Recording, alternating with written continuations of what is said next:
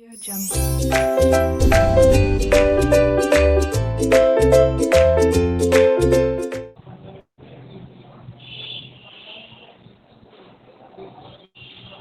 Screen आपको debit और credit balance दिखाया गया। नेक्स्ट आपका नोट्स ये एडजस्टमेंट है, एडजस्टमेंट चाहिए। इसके बाद हमारे पास नोट्स टू अकाउंट का पहला पेज, पहले पेज में लायबिलिटी कवर की गई है। नोट्स टू अकाउंट में पहले पेज में लायबिलिटी कवर की गई है, और ये नोट्स टू अकाउंट का दूसरा पेज जिसके अंदर एसेट्स कवर किया गया है। सिर्फ ऊपर का एक लाइन लायबिलिटी का आया है, बाकी सब एसेट्स है। इसके बाद ये आपका फाइनल आंसर है, liabilities and assets in vertical format. चलिए स्टूडेंट्स, अब हम क्वेश्चन को सॉल्व करते हैं।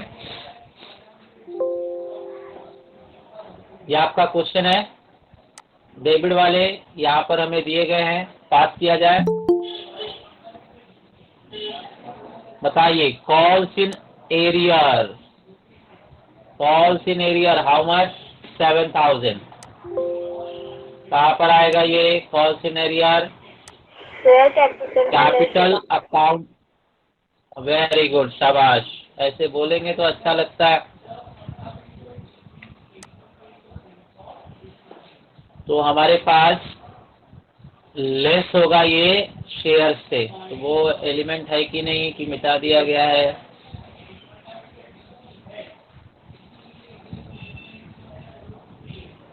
मिटा दिया गया लगता है।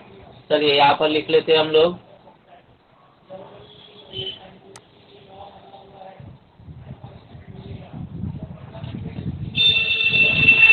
Less falls in areas,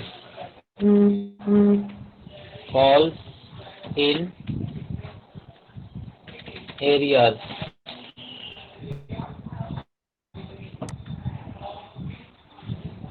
falls in areas। कितना था अमाउंट? अमाउंट 7000। 7000 हम रिकॉर्ड कर रहे हैं यहाँ पर, 7000। इसे मैं रेड कलर कर देता हूँ ताकि याद रहे ये माइनस में है, ये माइनस में है इसलिए रेड कलर किया गया। ओके, आगे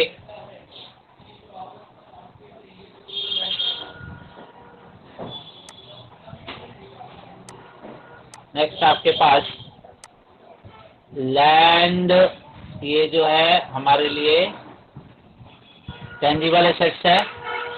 बिल्डिंग भी हमारे लिए टेंजिबल एसेट्स है। प्लांट एंड मशीनरी भी हमारे लिए टेंजिबल एसेट्स, फर्नीचर भी टेंजिबल एसेट्स। इनको टेंजिबल एसेट्स में ट्रांसफर कीजिए। Land, building, plant, furniture, land, building, plant, furniture, land, building, plant, furniture, land, building, plant, furniture, चारों लाइन से ही है। चारों लाइन से हमारे पास यहाँ पर है। इसके अंदर अमाउंट भर लिया जाए, अमाउंट भरा जाए। 14, 20, 50, 14,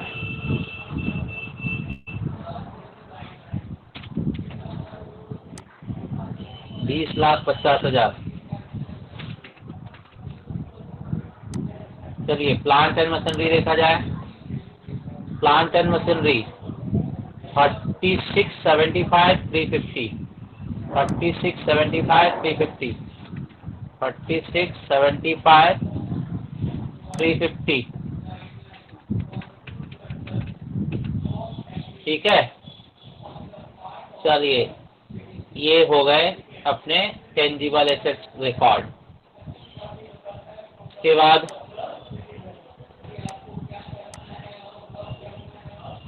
stock of finish goods and raw material. बताइए, कल मैंने बताया था वैसे तो ये ओपनिंग स्टॉक होता है, लेकिन अगर एडजस्टमेंट में कुछ नहीं कहा गया है तो यही फिर क्लोजिंग स्टॉक बन जाता है। ठीक है, तो एडजस्टमेंट में देख लिया जाए कुछ कहा है क्या इन लोगों ने स्टॉक के बारे में। स्टॉक के बारे में कुछ कहा है क्या? स्टॉक के बारे में कुछ भी नहीं कहा गया है, नथिंग। स्टॉक के बारे में कुछ भी नहीं है, तो ये हम लोग क्या करेंगे, क्लोजिंग स्टॉक इसको एज्यूम कर लेंगे।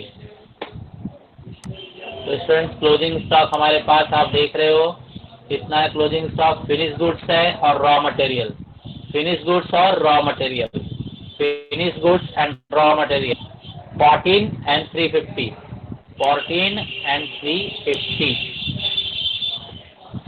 इन्वेंट्रीज में लिखा जाएगा। स्टॉक में फिनिश गुड्स भूल गया कितना था, 40,000। 14 फिनिश है और रॉ 350, 14 और 350, तो 14 एंड 350, 14 एंड 350 दिखाया गया। चलिए इसके बाद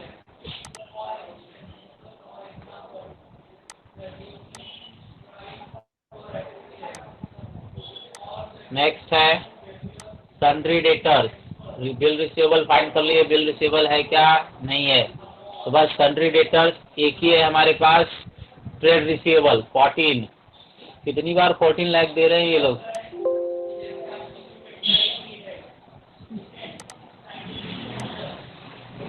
ट्रेड रिसीवेबल 14 लाख, यहाँ पर लिखा जाए ट्रेड रिसीवेबल 14 लाख, इसके सामने डेटर्स के सामने, डेटर्स के सामने लिख रहा हूं मैं 14 लाख,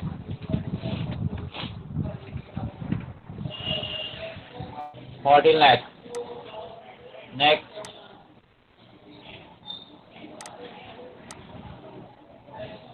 एडवांस क्लियर किया इन लोगों ने खुद से ही क्लियर किया है शॉर्ट टर्म। तो ये short term loans and advances है, हमारे लिए एसेट्स है। ये डेबिट बैलेंस ऊपर लिखा है ना, डेबिट बैलेंस मतलब ये short term loans and advances है, short term loans and advances.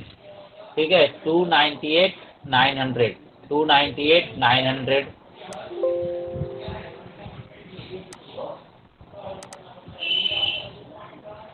Short term loans and advances last element होगा ये, short term loans and advances.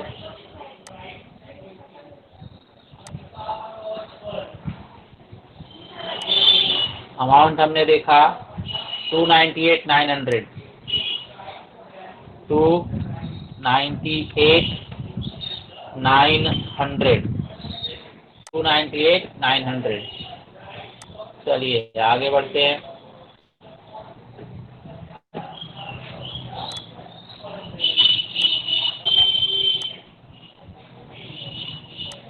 अब देखिए cash in hand 210, balance with bank 1729, ये दोनों किसमें आएगा बेटा, cash and cash equivalent, cash in hand और balances with bank, cash and cash equivalent.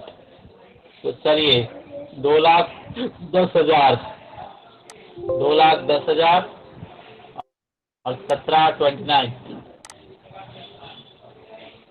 2,10, 1729,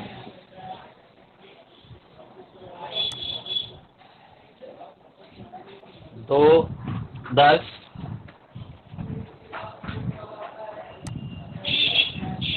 1729।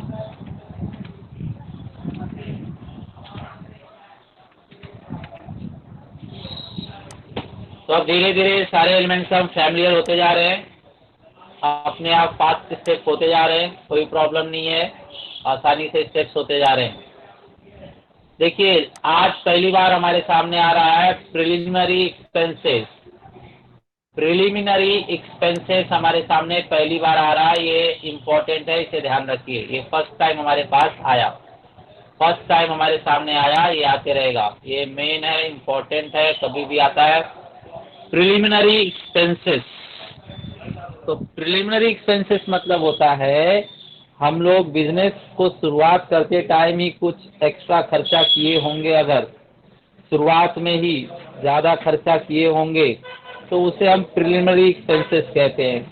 जैसे गवर्नमेंट से परमिशन लेना, किसी का जमीन है उन पैसे देकर किसी तरह से जमीन को लेना, तो कोई हैवी एक्सपेंसेस आपने बिजनेस शुरू करने से पहले ही किया है अगर, तो उसे प्रिलिमिनरी एक्सपेंसेस कहते हैं।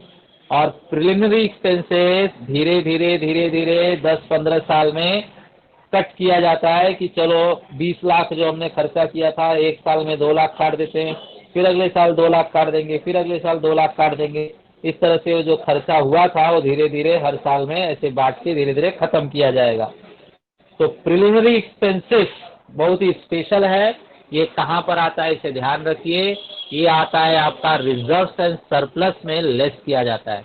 रिजर्व्स एंड सरप्लस के अंतर्गत रिजर्व से इसे लेस किया जाता है। ठीक है, तो आपको बता दिया गया प्रिलिमिनरी एक्सपेंसेस जो है बहुत ही इम्पोर्टेंट है, इसे आप ध्यान में रखेंगे। ठीक है, कहाँ पर आएगा ये? रिजर्व्स एंड सरप्लस में। रिजर्व्स एंड सरप्लस के अंतर्गत जो हमारा प्रिलिमिनरी एक्सपेंसेस है वो लेस किया जाएगा। ठीक है, चलिए दिखाते हैं।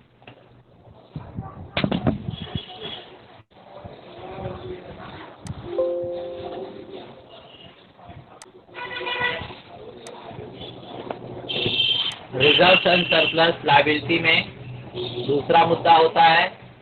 इसमें रिजर्व्स का मुद्दा बनाया है हम लोगों ने, सरप्लस का मुद्दा भी हम लोगों ने बनाया है। दोनों का जो फाइनल आ जाएगा उसमें से हम लोग क्या करेंगे? प्रिलिमिनरी एक्सपेंसेस लेस कर देंगे। तो यहाँ पर लिखा जा रहा है ग्रैंड में से, मतलब सरप्लस और रिजर्व के ग्रैंड में से हम लेस करेंगे प्रिलिमिनरी एक्सपेंसेस। प्रिलिमिनरी एक्सपेंसेस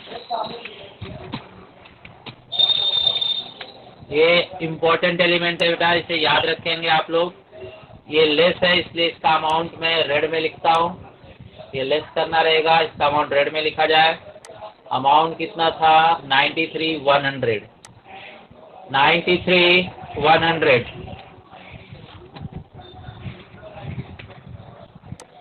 93,100 दिखाया गया। ओके, चलिए आगे बढ़ते हैं। बेटा सुनाई दे रहा है ना?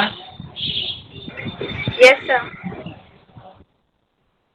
ओके, चलिए फिर आगे। लास्ट एलिमेंट हमारे पास patent and trademark. Patent and trademark है 4 लाख। तो ये किसके अंतर्गत आएगा आप बताइए? Intangible assets. बहुत बढ़िया, इनटेंजिबल एसेट्स। बहुत सही जवाब, इनटेंजिबल एसेट्स।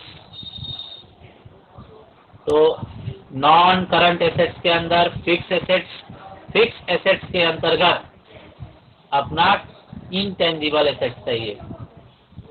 देखिए नॉन करंट एसेट्स में फिक्स एसेट्स, फिक्स एसेट्स के अंदर इनटेंजिबल एसेट्स। तो इन लोगों ने बताया, क्या नाम बताया था? Patent and trademark. Patent and trademark, तो यहाँ लिख देंगे हम पेटेंट एंड ट्रेडमार्क।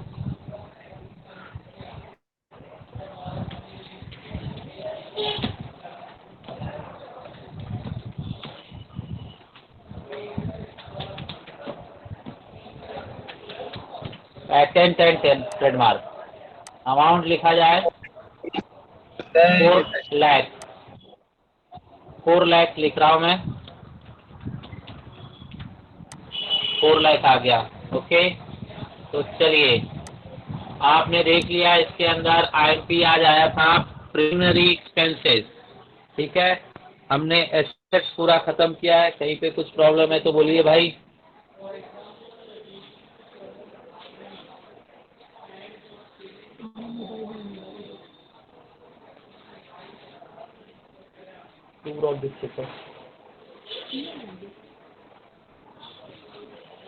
हमारे टाइम से पड़ गया। चलिए, किसी को इसमें प्रॉब्लम नहीं है ना? नहीं सर।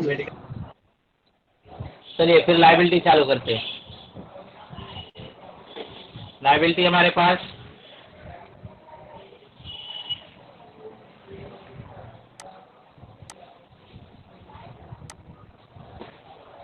लायबिलिटी आपको दिख रहा है, ये first of all equity share capital है, फुल्ली पेड अप, मतलब पूरा का पूरा पैसा हमने पब्लिक से ले लिया है। 10 रुपए का 10 रुपया पूरा हम लोगों ने ले लिया है, मतलब 7 लाख शेयर्स रहे होंगे, पब्लिक से 10-10 रुपए पूरे मिल गए हैं, मतलब पूरे 70 लाख मिल गए हैं। तो एथोराइज्ड भी 70 लाख होगा और कॉल्ड एंड पेडअप भी 70 लाख होगा। एथोराइज्ड भी 70, कॉल्ड एंड पेडअप भी 70। तो दिखाया जाए,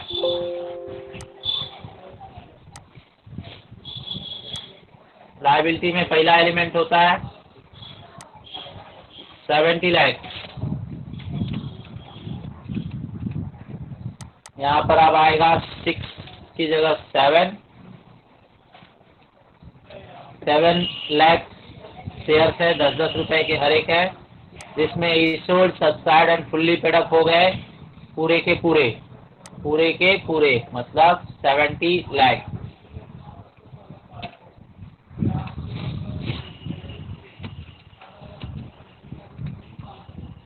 ठीक है, और ये जो डिस्क्रिप्शन है ये यहाँ पर नहीं आएगा, ये डिस्क्रिप्शन नहीं आएगा, इसे मैं डल कर देता हूँ, इसे डल कलर कर दिया जाए, बस ये इस तरह से आ जाएगा। ओके, चलिए आगे,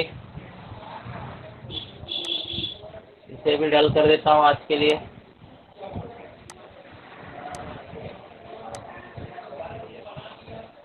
ठीक है, इस तरह से। चलिए आगे बढ़ा जाए।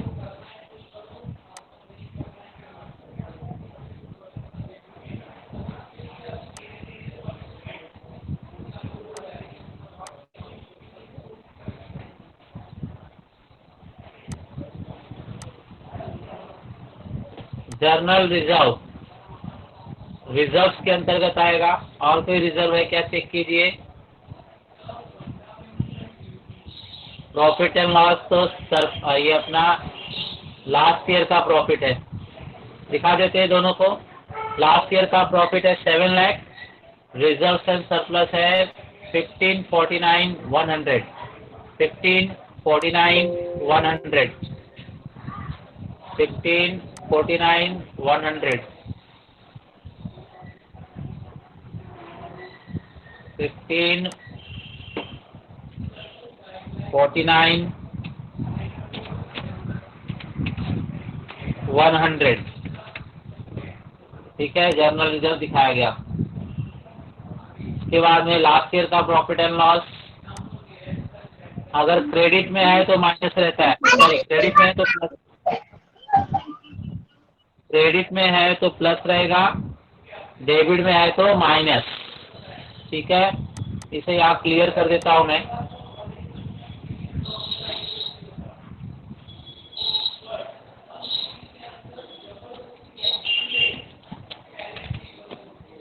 ऐड करेंगे अगर क्रेडिट में है तो, और कभी कभी डेबिट में दिया रहता है तो लेस होगा, लेस किया जाएगा अगर डेबिट में दिया है तो।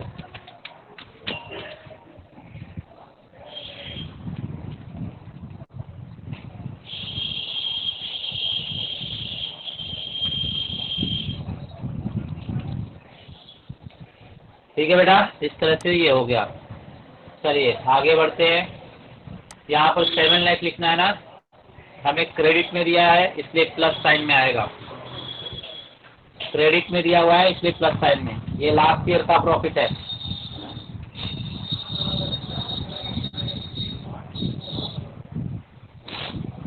7 लाख। आगे बढ़े।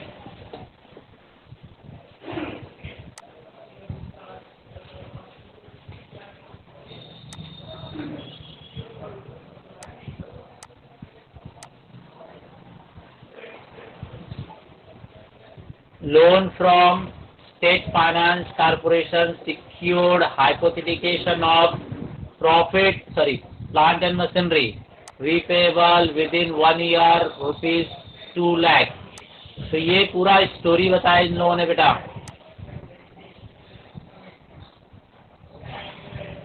क्या स्टोरी बताया देखते हैं। इन लोगों ने कहा आपने लोन लिया है, किससे? स्टेट फाइनेंस कॉर्पोरेशन से। कैसा लोन है? सिक्योर्ड। सिक्योर्ड मतलब आपने गिरवी भी रखा है, कुछ अपना कोई सामान गिरवी रखकर आपने लोन लिया है। तो बताइए कौन सा चीज आपने गिरवी रखा है? तो यहाँ लिखा है ना हाइपोथेटिकेशन, मतलब माना गया है, मान कर रखा गया है, मतलब गिरवी रखा गया है। तो क्या माना गया है उसके लिए? Plant and machinery. Plant and machinery का मान रखा गया है, या रिश्वत रखा क्या बोलते हैं, जमानत पर रखा गया है प्लांट एंड मशीनरी। अगर हमने उनका लोन पे नहीं किया टाइम पर तो वो लोग हमारा प्लांट एंड मशीनरी उठा ले जाएंगे। ठीक है, ऐसे। रीपेबल विद इन 1 ईयर, एक साल में कितना लौटाना है? सिर्फ 2 लाख। आपने लोन उठाया है 10,50,000, लेकिन एक साल में सिर्फ 2 लाख ही रिटर्न करना है। बोलिए इसकी स्टोरी में किसी को प्रॉब्लम है? स्टोरी में कोई प्रॉब्लम है आपको? No sir. तो स्टोरी में एक बार वापस से बता दूं।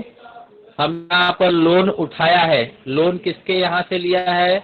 स्टेट फाइनेंस कॉर्पोरेशन से। तो ये स्टेट फाइनेंस कॉर्पोरेशन वाला गिरवी लेकर लोन दिया है। तो गिरवी क्या रखवाया उसने? प्लांट एंड मशीनरी, मतलब सिक्योर्ड हो गया। ये लोन क्या है? सिक्योर्ड है, guarantee profit plant and machinery की जमानत पर मिला है, मतलब सिक्योरिटी दी गई है। सिक्योरिटी दी गई है मतलब सिक्योर्ड है। और एक साल में कितना लौटाने की बात हुई है? 2 लाख। तो ये सब हम भूल ना जाए, इसलिए नोट्स टू अकाउंट में लिख कर रखा जाता है। तो चलिए नोट्स टू अकाउंट में लिखते हैं। लोन तो 10,50,000 है, लेकिन एक साल में 2 लाख ही रिटर्न करना है। किसके अंतर्गत आएगा ये? शॉर्ट टर्म किसके बोरोइंग। अंतर्गत आएगा? लॉन्ग टर्म बोरोइंग के अंतर्गत आएगा। लॉन्ग टर्म बोरोइंग, ये लॉन्ग टर्म बोरोइंग है, लंबे समय के लिए लोन उठाया गया है। तो लिखा जाए लॉन्ग टर्म बोरोइंग में।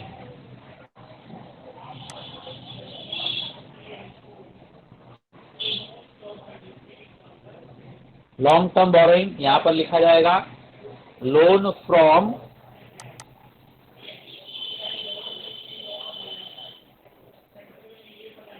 किससे लोन लिया था आपने, याद है क्या? Loan from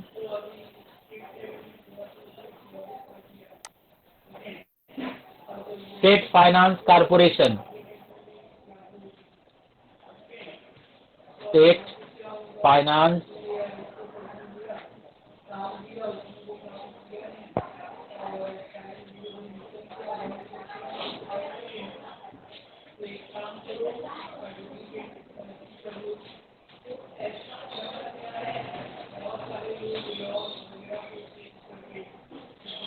state finance corporation.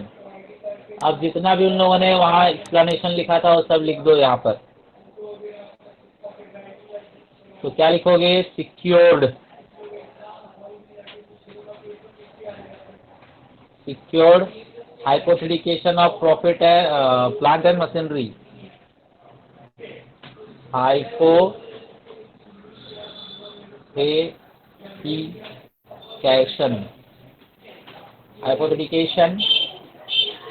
of plant and machinery।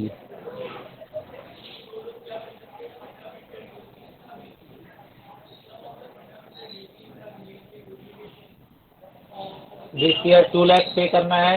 Wording क्या लिखा था उन्होंने? Within 1 year 2 lakh repayable.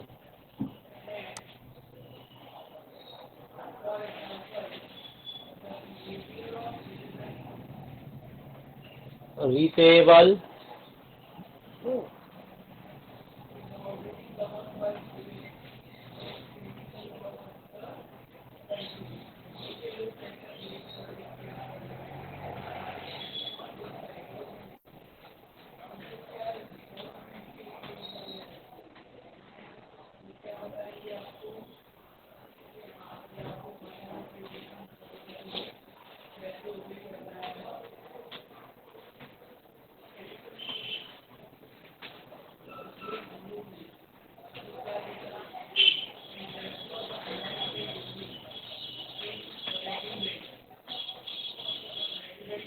ये हो गया।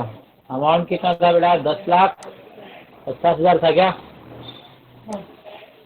10,50,000।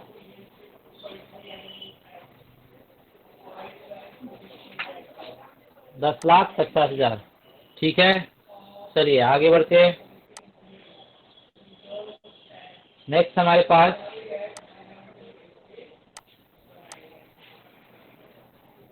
Loans unsecured. तो अनसिक्योर्ड भी है हमारे पास 8,47,000। सिक्योर्ड के बाद अनसिक्योर्ड, तो अनसिक्योर्ड भी लॉन्ग टर्म में ही आएगा। तो यहाँ पर लिखा जाए, आपने सिक्योर्ड लिख दिया है, अनसिक्योर्ड यहाँ पर लिख देते हैं हम लोग।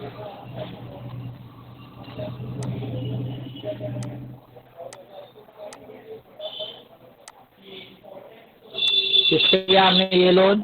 सिर्फ लोन ही है, सिर्फ लोन वर्ड लिखा हुआ है, तो यहाँ पर लिखते हैं unsecured loan.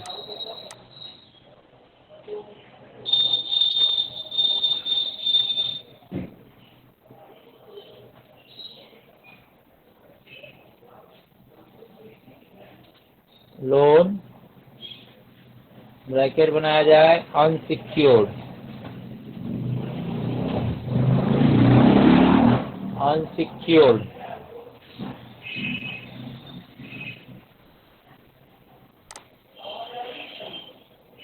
Unsecured long term लिख देते हैं।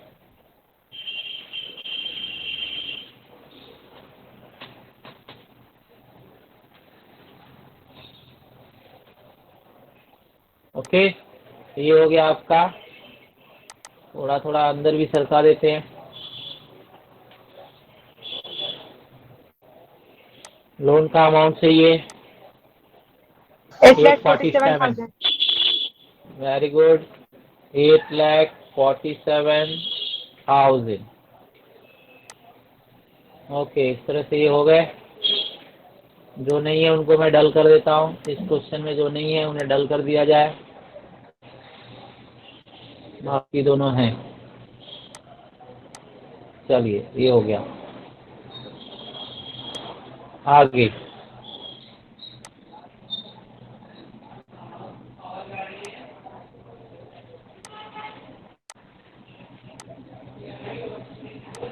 sundry creditors for goods and expenses payable within 6 months। तो sundry creditors for goods and expenses हैं हमारे पास। देखिए, sundry creditors goods और expenses के लिए ही होते हैं। कुछ लोग सामान हमें देते हैं, पैसा हम उनको बाद में देते हैं। कुछ लोग हमारा काम कर देते हैं, लेकिन हम लोग उनको पैसा बाद में देते हैं। तो क्रेडिटर्स दो ही प्रकार के होते ही है, एक सामान के लिए और एक किसी खर्चे के लिए। सामान मंगवा लिया लेकिन आपने पैसा नहीं दिया है, काम करवा लिया लेकिन आपने पैसा नहीं दिया है, तो इनके लिए क्या होता है? सन्ड्री क्रेडिटर्स होता है।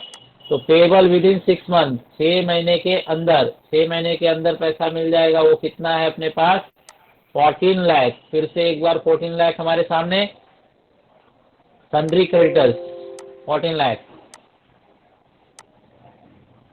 ट्रेड पेएबल, ट्रेड पेएबल के अंतर्गत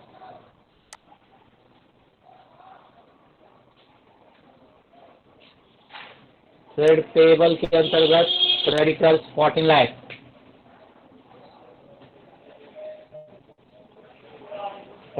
लाख। इसमें हम लिखेंगे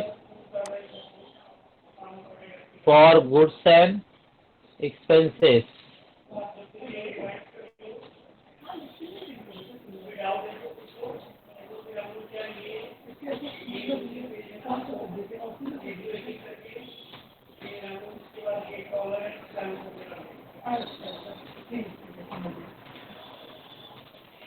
फॉर गुड्स एंड एक्सपेंसेस। और क्या था उसमें वर्डिंग? 6 मंथ ना, with in 6 month.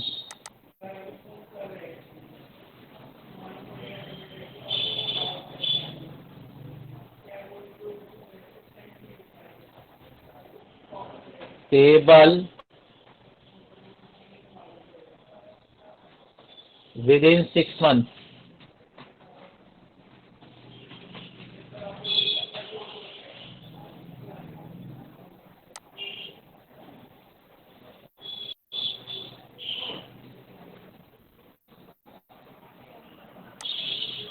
Bills payable नहीं है यहाँ पर, बिल्स पेबल को डल कर दिया जाए। इस तरह से ये हो गया, ठीक है। सन्ड्री क्रेडिटर्स हमने ओके किया। For goods and expenses payable with in 6 month. चलिए नेक्स्ट एडजस्टमेंट देखा जाए। नेक्स्ट एडजस्टमेंट हमारे पास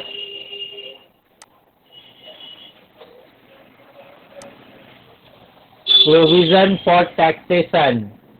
तो ये कहाँ पर आएगा आपका?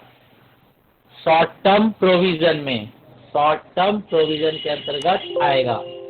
दिखाया जाए इसे। Short term provision 8,16,900, 8,16,900 short term provision liability के अंतर्गत आता है। शॉर्ट टर्म प्रोविजन यहाँ पर provision for tax 8,16,900, 8,16,900।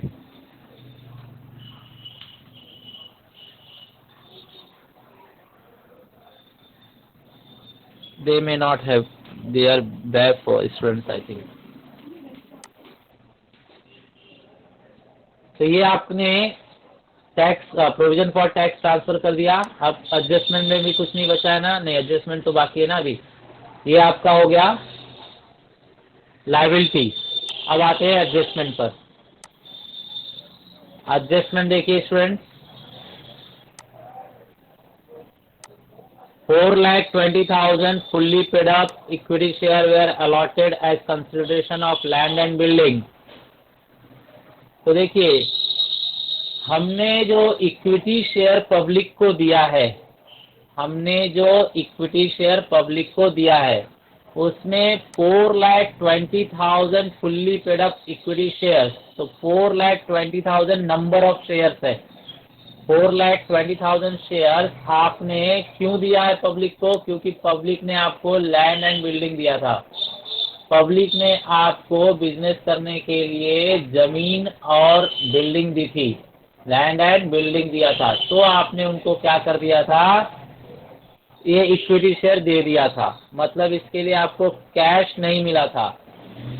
Other than cash, the consideration was other than cash. तो कैश के अलावा क्या था वहां पर हमें मिला? Land and building. तो आपको पता है इक्विटी शेयर हम लोग क्यों इशू करते हैं? कैश के लिए। लेकिन इतना इक्विटी शेयर क्या था? Consideration other than cash. ठीक है, तो चलिए इसे हम नोट्स टू अकाउंट में सिर्फ नोट की तरह दिखाएंगे कि हमने इतना equity share land and building के लिए इशू किया था। तो 4,20,000 इक्विटी शेयर में आए स्टार्टिंग में। चलिए यहाँ पर आपको दिखाना होगा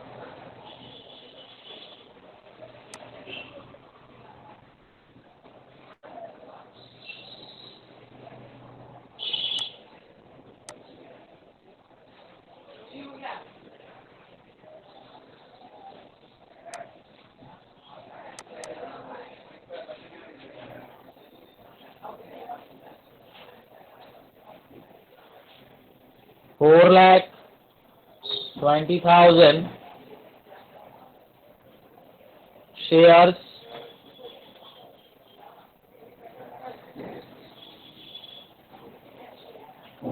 issued for land and building।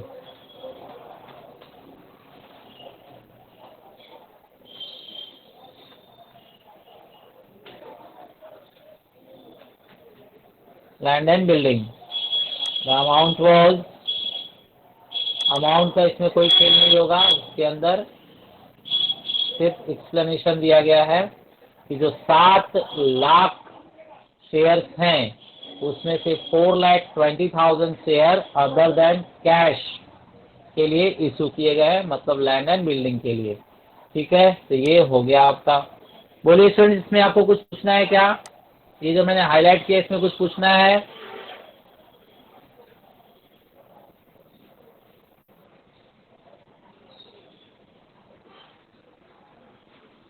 Yes, आवाज आ रही है ना? Yes, sir. किसी को कुछ पूछना है इसमें? क्लियर है क्या बात? No sir. चलिए आप लोग कुछ बताइए फिर मुझे। सरकार से मुझे परमिशन कितना शेयर्स इशू करने का मिला था? टोटल कितने शेयर, नंबर ऑफ शेयर्स कितने थे इशू कर सकने का?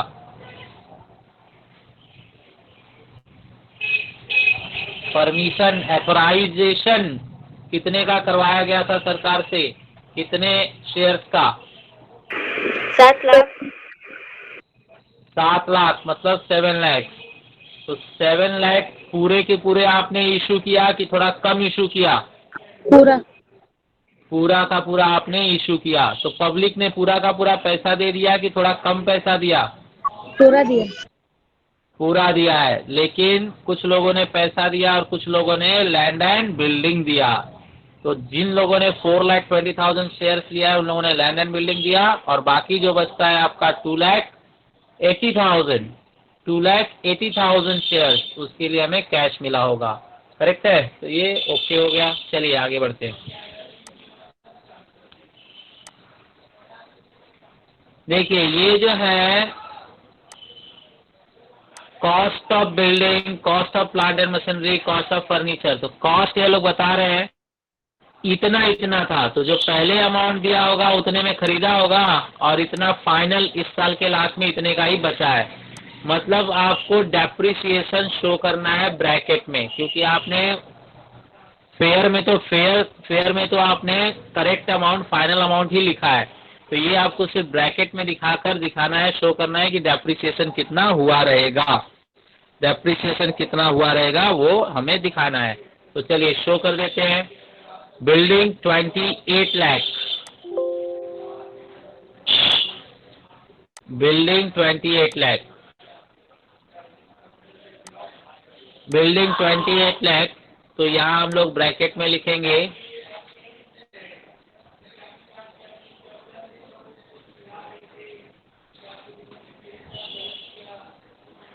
28 लाख माइनस 14 लाख। सर आप लैंड में लिख दिए, बिल्डिंग अच्छा में। गड़बड़ हो गया। हाँ वेरी गुड वेरी गुड, मैं लिखता हूँ।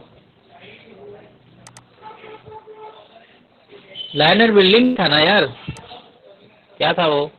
लैंड अलग था, बिल्डिंग अलग था। बिल्डिंग दिखाए ना, बिल्डिंग, हाँ, बिल्डिंग में ही लिखना था। सर आपने लैंड में लिखा था। हाँ तो अच्छा, ये ऊपर वाला सिर्फ लैंड है क्या? हाँ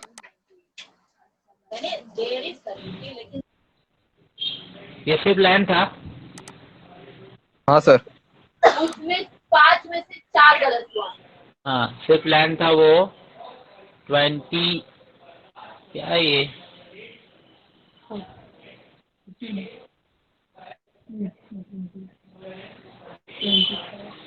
ये क्या हुआ?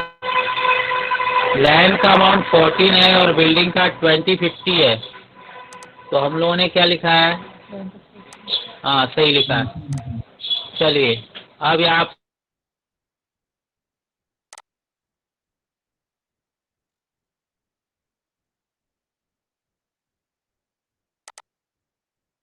तो building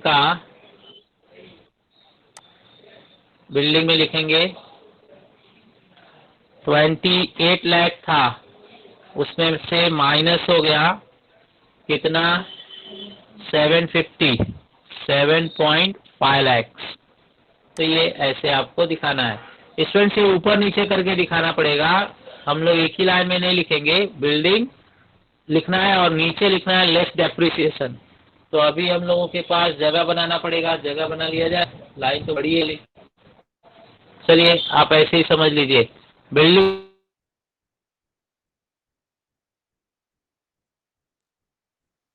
20,50,000। Similarly second, plant machinery 49 था स्टार्टिंग में, प्लांट एंड मशीनरी स्टार्टिंग में 49 था। तो इसमें भी दिखाएंगे हम लोग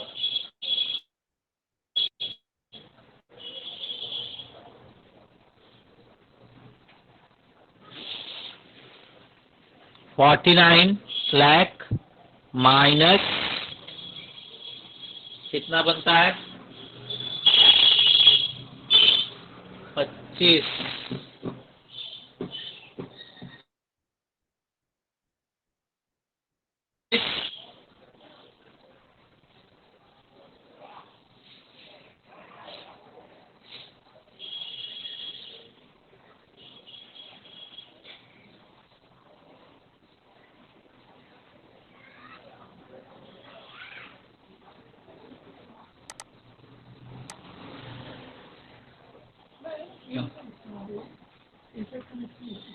हेलो स्टूडेंट्स, आवाज आ रही है ना बेटा?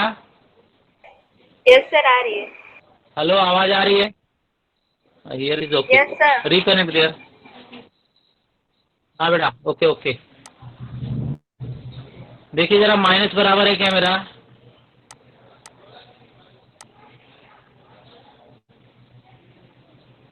यार कमर दुखेगी। 36 लाख मतलब 12,25,000। सही है सर। 12,25,000 ये ना? चलिए, वेरी गुड, सही बता दिया गया। 12,25,000 कॉमा लगा देता हूँ मैं।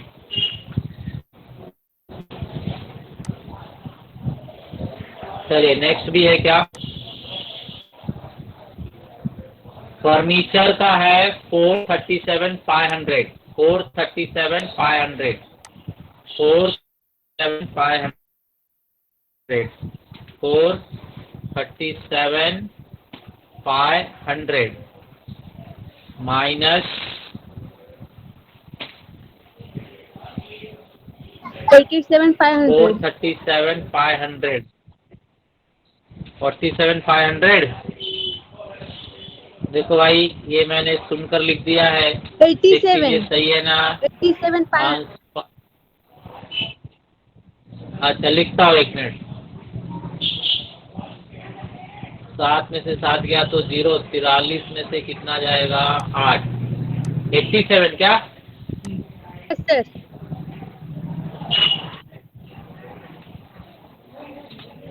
अब सही है?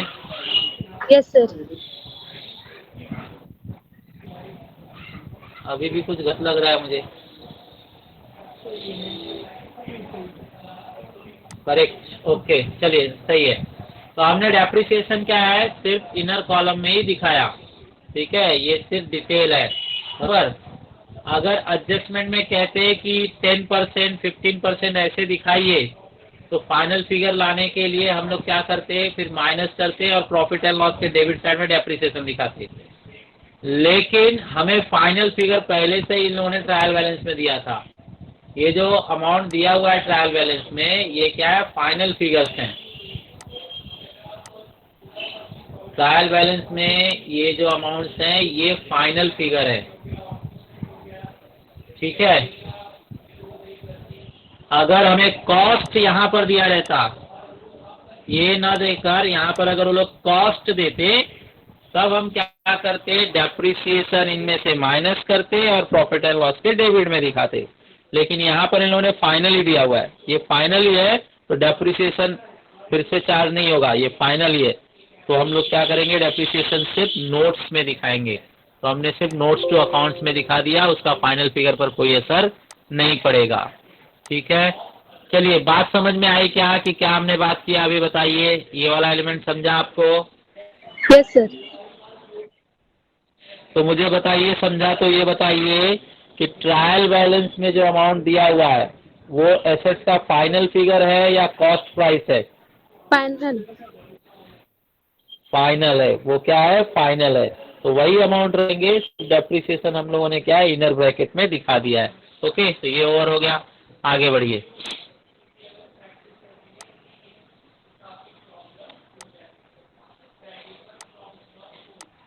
चलिए और बताइए। Sundry debtors 3,80,000 due for more than 6 months. तो मोर देन 6 मंथ्स के लिए 380 है, तो ये भी सिर्फ नोट्स में ही जाएगा। सिर्फ दिखाना है कि 3,80,000 हमें 6 महीने के बाद मिलेगा। 6 महीने के बाद मिलेगा 3,80,000। तो दिखाया जाए डेटर्स में। डेटर्स कहाँ है भाई? ट्रेड रिसीवेबल में डेटर्स, देखिए यहाँ पर लिखा हुआ है मोर देन 6 मंथ, 6 महीने के बाद मिलेगा वो अमाउंट कितना है वो यहाँ लिखिए और अगर यहाँ तो 14 में से 380 लाख यहाँ 6 महीने के बाद मिलने वाला अमाउंट 6 महीने के बाद मिलेगा। तो 6 महीने के पहले फिर कितना मिल जाएगा? 10-20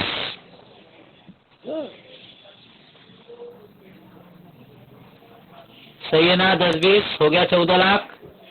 तो 14 लाख यहाँ से डिलीट कर देंगे। हाँ 14 लाख यहाँ से डिलीट कर देंगे हम लोग। 14 लाख ने तोड़ दिया 2 भाग में, ठीक है। तो इस तरह से डेटर्स का जो है फाइनल 14 लाख यहाँ पे दिखेगा आपको। 14 लाख यहाँ पे फाइनल दिखा दिया जाएगा, ठीक है। दिखा देता हूँ ये डिलीट मार के।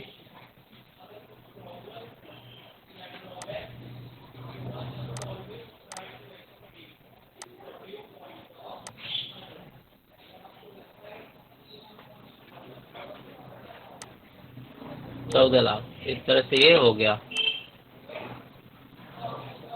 चलिए next adjustment.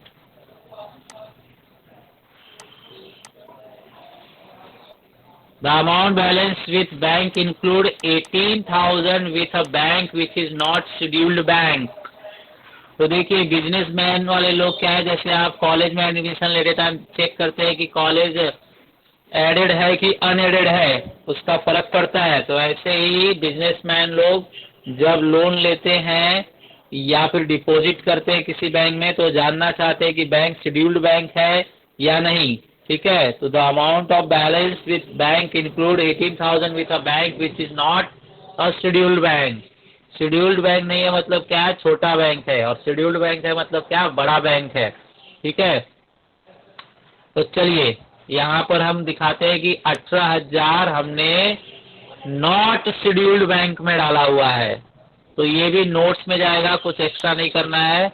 And the deposits of 5 lakh are for a period of 9 months. तो ये पूरा का पूरा हमें सिर्फ नोट्स में लिखना है, कोई एडजस्टमेंट नहीं है, सिर्फ नोट्स में लिखना है। तो चलो दिखाया जाए नोट्स में। 18 लाख नॉट शेड्यूल्ड बैंक और 5 lakh are period of 9 month. 9 month के लिए जमा किया गया है, मतलब 9 मंथ से पहले हम छू नहीं सकते, 9 मंथ से पहले हम लोग निकाल नहीं सकते, वो 5 लाख है। और 18,000 not scheduled.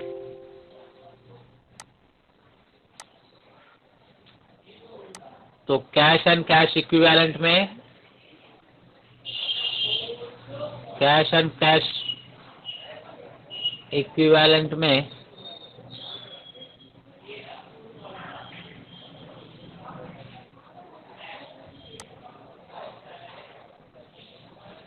Cash and cash equivalent में देखा जाए, जो बैंक के पास हमारा पैसा जमा है उसे हम लिखेंगे दोनों डिटेल। 18,000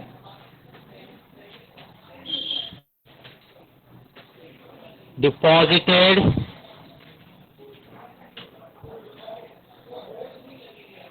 in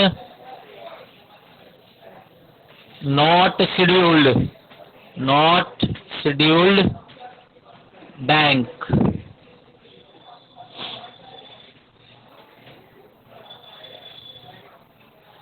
इसके बाद लिखेंगे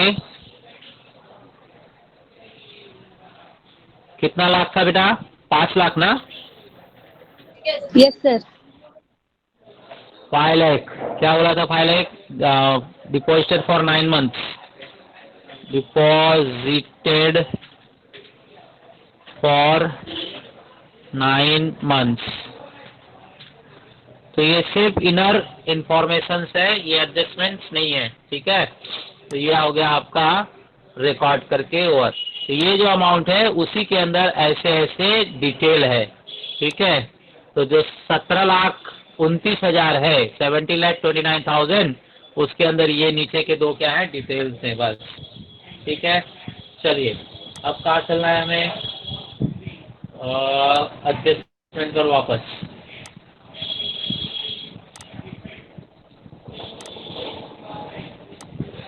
अनसिक्योर्ड लोन्स इंक्लूड, देखिए ये भी इंक्लूड सब बता रहा है, सब इंफॉर्मेशन नहीं जाएगा।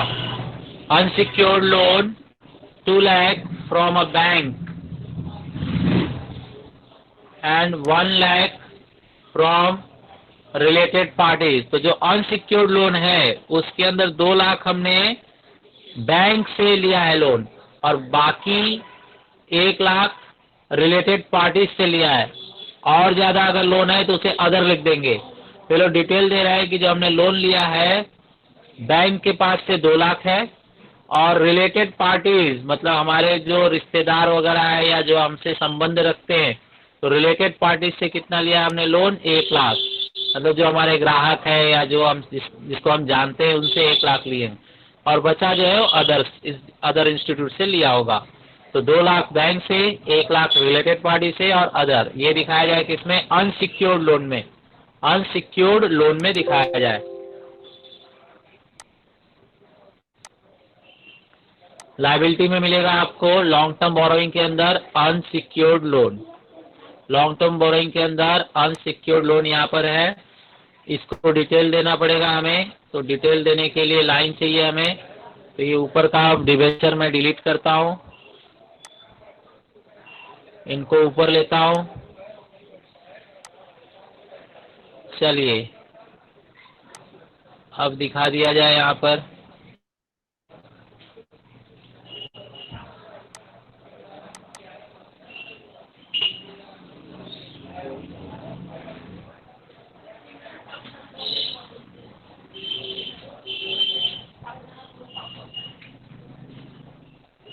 $2 लाख फ्रॉम बैंक,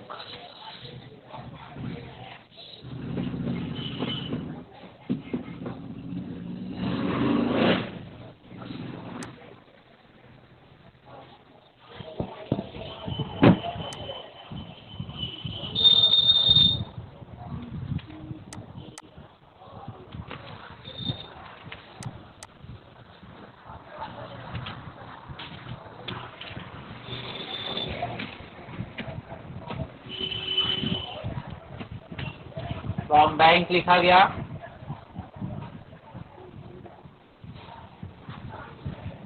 इसका अमाउंट उन्होंने बताया था 2 लाख।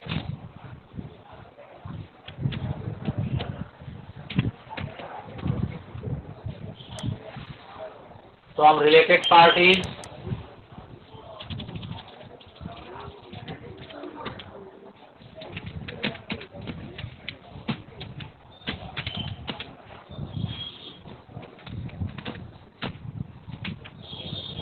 फ्रॉम रिलेटेड पार्टीज बताया था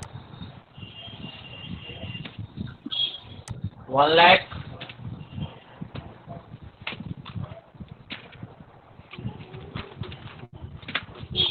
और अदर।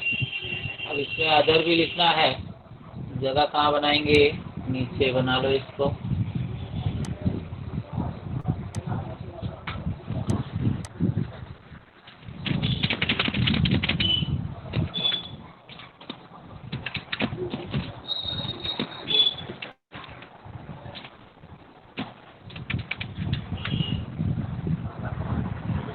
$3 लाख निकल गया।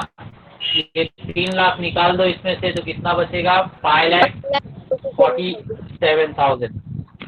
5,47,000। अब ये हम लोगों ने फाइनल कर दिया, तो इसे अब डिलीट कर देंगे। ठीक है, इसे डिलीट कर दिया जाएगा। लाइन रहता तो हम लोग टोटल में दिखा देते, लाइन बना लेते हैं, टोटल में दिखा देते उसको।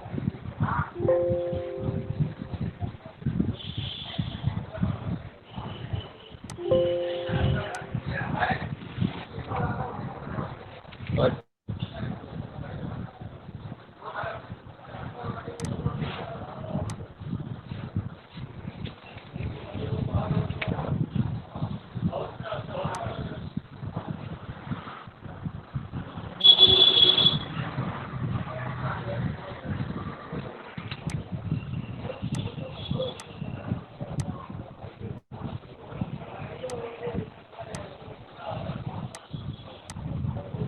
ये देखिए इस तरह से लोन कैसा है हमारा, अनसिक्योर्ड है, लॉन्ग टर्म है।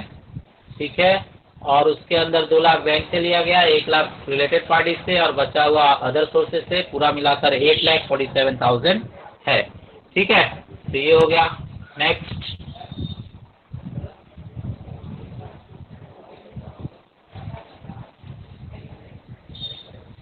नेक्स्ट इन लोगों ने हमारे पास दिया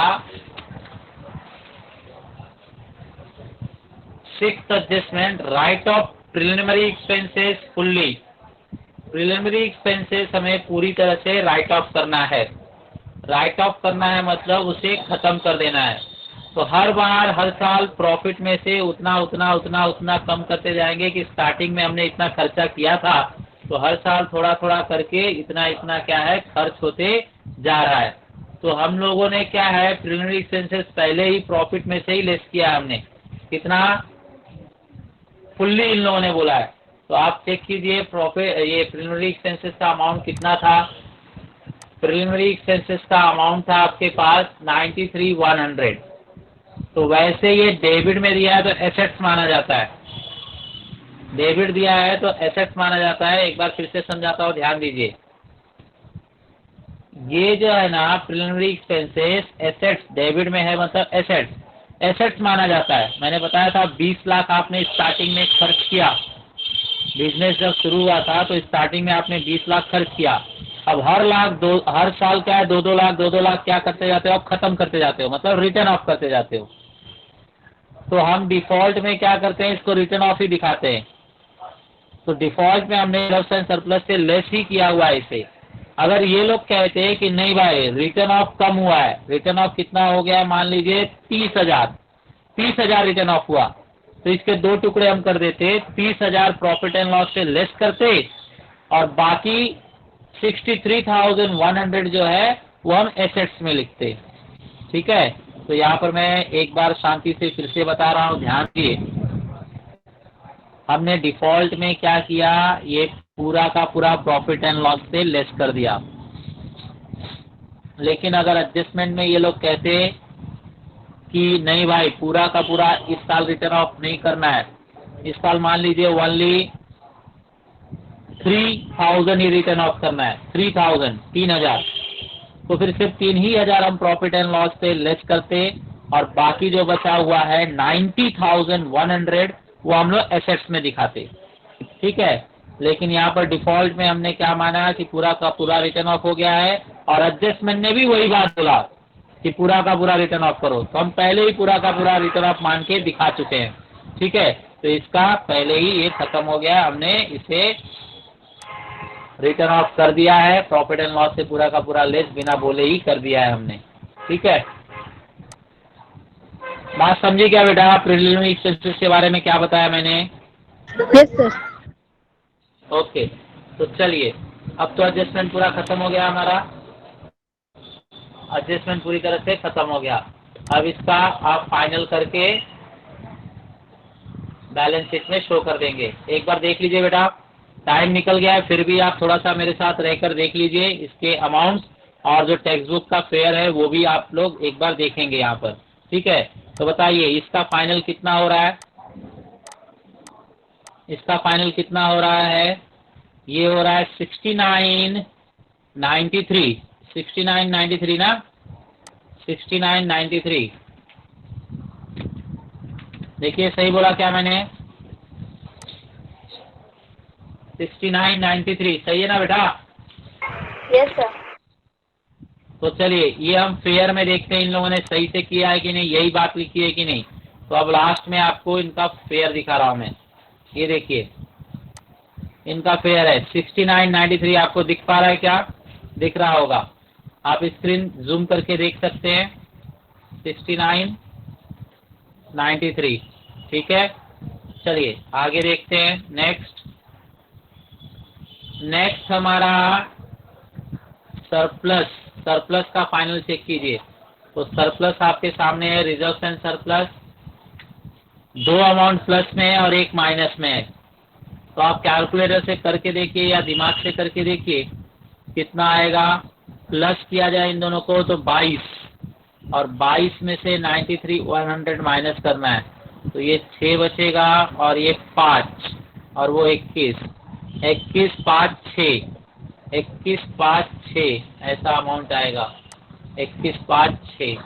तो देखिए यहाँ पर दिया हुआ है सेम 21, 5, 6। ठीक है, तो आपका जो इसका फाइनल फिगर है वो यही आएगा 21,56,000। इसका फाइनल फिगर जो है ये दोनों अमाउंट को आप प्लस करेंगे और ये लास्ट में लेस करेंगे, रेड करके रखा है ना, तो ये आपका 21,56,000 आएगा। ठीक है, फाइनल फिगर। आगे नेक्स्ट अमाउंट देखा जाए यहाँ पर 8,47,000 लॉन्ग टर्म बोरोइंग 847। तो चेक कीजिए, लॉन्ग टर्म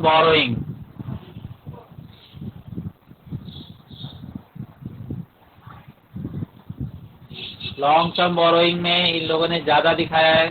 कोई और है क्या प्लस करने के लिए बाकी? हाँ, 2 है, ये नीचे वाला भी है। इन दोनों को प्लस करना होगा, ये पूरी हेडिंग एक ही है। तो इसमें 8,47,000 और ये 10,50,000 मिला भी दे। सर 10 लाख कम होगा ना, इस साल तो भरेगा।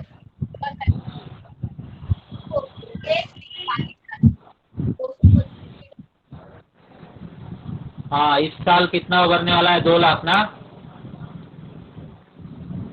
वही।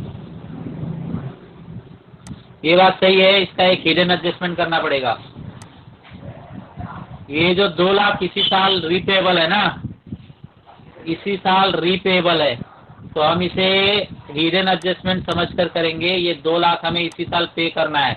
जैसे आउटस्टैंडिंग सैलरी बोलते हैं लोग, आउटस्टैंडिंग सैलरी, तो वो इसी साल का रहता है, इसी साल पे करना रहता है। तो हम आउटस्टैंडिंग सैलरी क्या करते हैं, ऐड और लायबिलिटी में, प्रीपेड रहेगा तो लेस और एसेट्स में।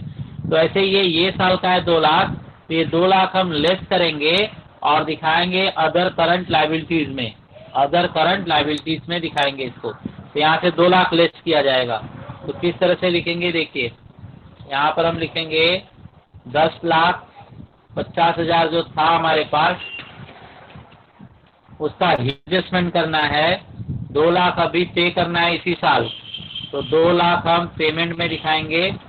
तो अब ये फाइनल फिगर बनेगा 8,57,000, 8,57,000। ठीक है, तो जो आपने 2 लाख यहाँ से लेस किया, वो 2 लाख हम दिखाएंगे कि इसी साल हमें पेमेंट करना है, मतलब अदर करंट लायबिलिटीज में। तो अदर करंट लायबिलिटीज में जो इंटरेस्ट है या जो लोन हमारा रीपेमेंट करना है, वो यहाँ पर लिखेंगे repayment of loan, repayment of loan. Repayment of loan का अमाउंट है 2 लाख, तो यहाँ पर 2 लाख। तो ये एक हिडन एडजस्टमेंट था, हमें ध्यान रख के करना चाहिए था। चलिए, तो अब बताइए इसका फाइनल फिगर। अब इसका फाइनल फिगर 847 और 850, मतलब मिला के 16,97,000, 16,97,000। तो चेक कीजिए, 16,97,000 अब सही हो गया। ठीक है, चलिए नेक्स्ट हम देखते हैं ट्रेड पेएबल। नेक्स्ट देखा जाए ट्रेड पेएबल। ट्रेड पेएबल का फाइनल कितना है हमारे पास? 14 है। तो यहाँ पर देख लेते हैं, 14 यहाँ पर दिखाया हुआ है, 14 यहाँ पर दिखाया हुआ है, 14 लाख करेक्ट है। ठीक है, नेक्स्ट देखिए अदर करंट लायबिलिटीज, ये रीपेबल लोन जो है 2 लाख, अदर करंट लायबिलिटी, तो वो भी देखिए यहाँ पर अदर करंट लायबिलिटी 2 लाख दिखाया गया है। शॉर्ट टर्म प्रोविजन, मतलब provision for tax 8,16,900। Short term provision, यहाँ शॉर्ट टर्म बोरोइंग नहीं था तो नहीं दिखाया गया, शॉर्ट टर्म प्रोविजन जो है ये फेयर में दिखाया गया। अब एसेट्स की बारी।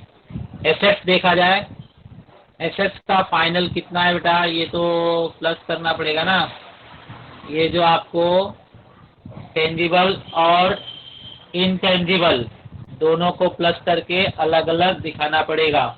ठीक है, टेंजिबल और इनटेंजिबल,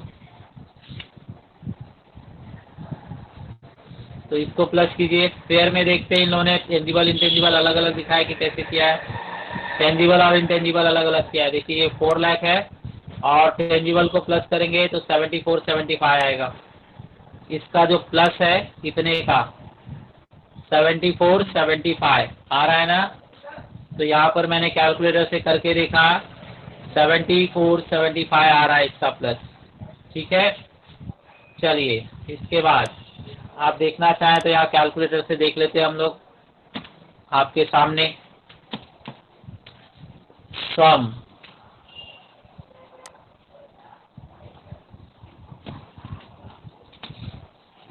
अरे यार इसका अमाउंट का क्या लोचा हुआ है देखना पड़ेगा। अमाउंट ये करेक्ट नहीं दिखा था। व्हाट, चलिए बेटा ये आ रहा है आपका 7475। आगे बढ़ते हैं। बाकी एसेट्स का काफी कुछ नहीं दिया इन लोगों ने। नॉन करंट इन्वेस्टमेंट नहीं था, long term loans and advances नहीं था, अदर करंट एसेट्स नहीं था। डायरेक्टली इन्वेंट्री, इन्वेंट्री में देखिए कितना हो रहा है 17,50,000। चेक कीजिए 17,50,000 करेक्ट है, 17,50,000 करेक्ट है। ट्रेड रिसीवेबल 14 है, ट्रेड रिसीवेबल देखा जाए 14 है क्या उसमें? ट्रेड रिसीवेबल देखिए 14 है हमारा, फाइनल ट्रेड रिसीवेबल 14 है। ठीक है, ट्रेड रिसीवेबल फाइनली हमारे पास 14 है। इसके बाद में कैश एंड कैश इक्विवेलेंट, तो इसके अंदर हमारा ये कैश इन हैंड है, ये कैश एट बैंक है, तो इन दोनों का प्लस किया जाएगा। इन दोनों का फाइनल फिगर देखिए 1939 यहाँ पर देखिए ये भी सही है 1939 दिया हुआ है। ठीक है, 1939 करेक्ट है। चलिए आगे बढ़ते हैं।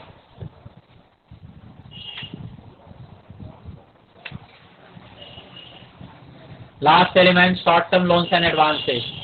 Short term loans and advances, short term loans and advance